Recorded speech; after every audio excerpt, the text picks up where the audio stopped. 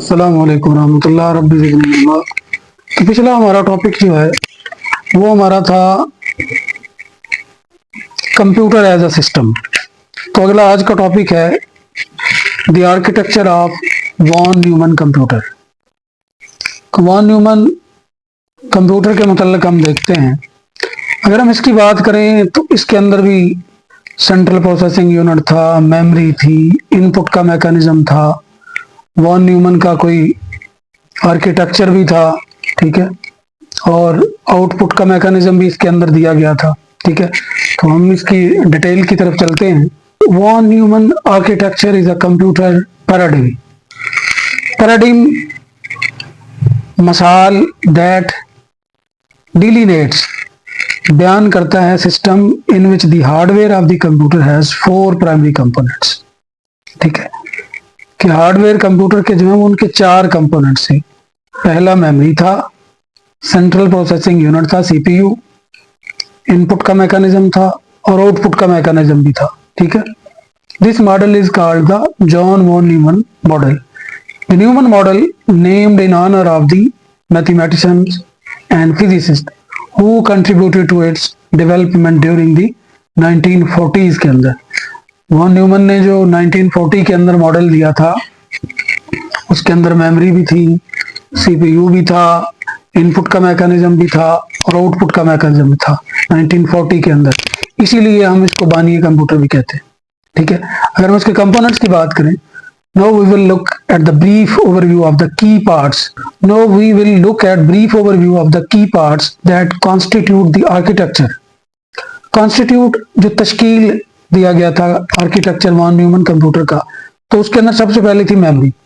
Memory contain both input data and the instruction required for the CPU processing. CPU की processing के लिए input का data भी था और हदायत भी थी। फॉर इंस्टेंस, मिसाल के तौर पर, consider the RAM of your computer. Computer की RAM, when a program starts it is loaded into the RAM, तो वो रैम के अंदर लोड हो जाता है to enable faster execution compare to when it runs from the hard disc.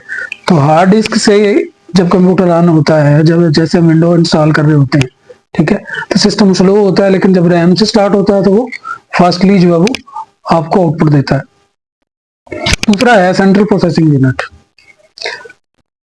ठीक है, ये ब्रेन ऑफ द कंप्यूटर है, perform addition and subtraction and executes command, और कमांड भी चलाता है प्रोवाइडेड बाय द मेमोरी, जो मेमोरी देती है। The system has two main components, arithmetic logic unit and the control unit. Arithmetic logic unit perform करता है मैथमेटिकल कंप्यूटेशन, ठीक है, और logical operation. A for arithmetic, L for logic और U for unit. Arithmetic के अंदर हमारे हिसाबी अमल आ जाते हैं सारे, और लॉजिक यूनिट्स के अंदर यानी लॉजिकल, जैसे कंपैरिजन आ जाता है कि ए बड़ा है बी से, ठीक है। तो इस तरह के अमामल भी सारे ए एल यू के अंदर ही होते हैं। दूसरा इसका ऐसा जो कंट्रोल यूनिट है, जो इस सारे प्रोसेस को कंट्रोल करता है। तो सीपीयू एएलयू पर मुश्तमिल होता है और सीयू पर। Control unit, control unit is a peripheral, peripheral यानी इनपुट आउटपुट दैट गवर्न्स, जो हुकूमत करता है the activities of the CPU by instructing the ALU and memory, ठीक है, और इंस्ट्रक्ट करता है, हदायत देता है एएलयू को, मेमोरी को, to execute task according to the program instruction, program की हदायत के मुताबिक रन कर। It ensure the proper and timely execution, ये यकीन दिलाता है प्रॉपर और timely execution of the duties by all the other components.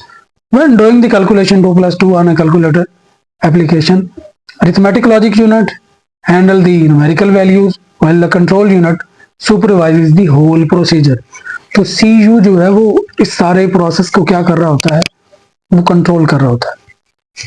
आगे हमारा आ जाता है इनपुट डिवाइसेस, ठीक है, enable users to input data and instruction into the computer, ठीक है। Illustrative example include keyboard, mouse and microphone, entering text on the keyboard, transmit data to the CPU for a subsequent, entering text on the keyboard, transmit data to the CPU, ठीक है, जो subsequent processing हो रही है उसके लिए। Output devices, चौथे number पे आ गया आपका output devices, present or communicates the outcomes of the task executed by the computer. Consider, for instance, मिसाल के तौर पर monitor and printer. Upon completion of data processing, data जब process हो जाता है, CPU transmit the outcomes to the monitor for visual display. ठीक है, तो ये monitor जो हमारा output unit है, जो हमें output को display करता है. ठीक है, ठीक है. आगे हमारा आ जाता है सिस्टम बस. सिस्टम बस is a communication mechanism.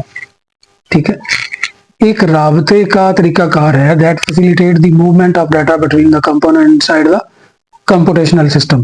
Computational system के अंदर कम्युनिकेशन का राबते का जरिया है. इट कंप्राइजेज डाटा बस. ठीक है, ट्रांसपोर्ट करती है डाटा.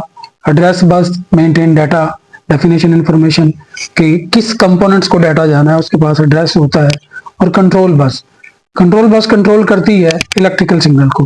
ठीक है, तो वॉन न्यूमैन का बेसिक जो आर्किटेक्चर है उसके अंदर मेमोरी आ जाती है, कंट्रोल यूनिट आ जाता है, अरिथमेटिक लॉजिक यूनिट आ जाता है. ठीक है, और इनपुट और आउटपुट के डिवाइसेस आ जाते हैं. ठीक है, तो यानी जो प्रोसेसर है वो कंप्राइजेज ऑफ कंट्रोल यूनिट और अरिथमेटिक और लॉजिक यूनिट पर.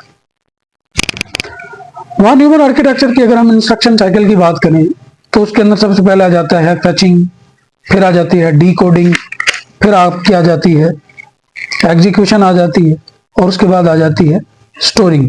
ठीक है, तो फैचिंग यानी लाना. द सीपीयू रिट्रीव्स वापस लेता है एन इंस्ट्रक्शन फ्रॉम मेमोरी.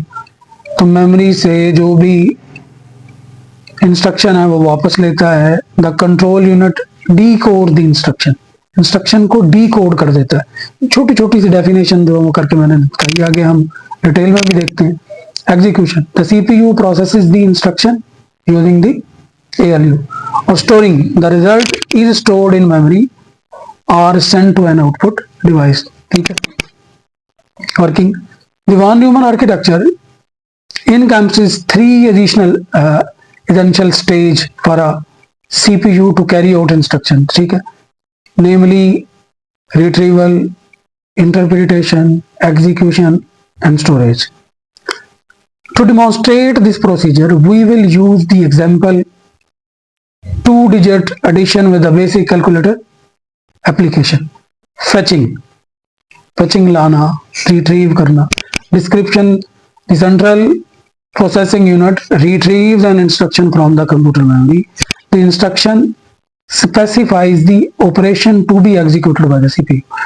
उस ऑपरेशन को भी बयान करती है कि कौन सा जो है वो CPU चलाने वाला है. आगे हार्डवेयर कंपोनेंट्स, मेमोरी है, CPU है, प्रोग्राम काउंटर है, इंस्ट्रक्शन रजिस्टर होता है. ठीक है, तो उसके अंदर CPU के अंदर बहुत सारे रजिस्टर भी होते हैं. Specification, the program counter store the memory address of the subsequent instruction. Once the address is stored in the memory, जब एड्रेस जो मेमोरी के अंदर स्टोर हो जाता है, the instruction located at that location is retrieved and placed into the instruction register के अंदर आ जाती है. आगे आ जाता है आपका decoding. In order to determine the necessary action, ठीक है, कंट्रोल यूनिट जो है वो डिकोड करता है इंस्ट्रक्शन को. तो दोबारा इनकोडिंग और डीकोडिंग, इनकोड करना किसी दूसरी फॉर्म के अंदर उसको जो वो चेंज कर देना, और डीकोड यानी दोबारा पहली वाली हालत के अंदर लेके आना. Comprising components, control unit decode the op code, operation code of the instruction and determine the required procedure and data. Execution पर उसको चलाना. Description, CPU processes the instruction when the instruction involves a computation. CPU instruction को अमल में लाता है when the instruction involves a computation, जब उसके अंदर कोई हिसाबी या अमल हो. It is executed by the arithmetic logic unit. ये arithmetic logic unit करता है. And any task that requires transforming data between several location is managed by the CPU. ठीक है, any task, कोई भी task that requires transforming data, यानी data को transform करना, इनकोड करना, डीकोड करना सीरियल लोकेशन के दरमियान. ठीक है, is managed by the CPU. Involve component कौन कौन से वाले हैं? ALU और CU, यानी वो चीजें आ रही हैं बार बार कि CPU है, इनपुट आउटपुट डिवाइसेस हैं, ठीक है। Arithmetic and logic unit carries out mathematical and logical calculation, while the control unit handle data transmission की activities. Storing पे आ जाते हैं।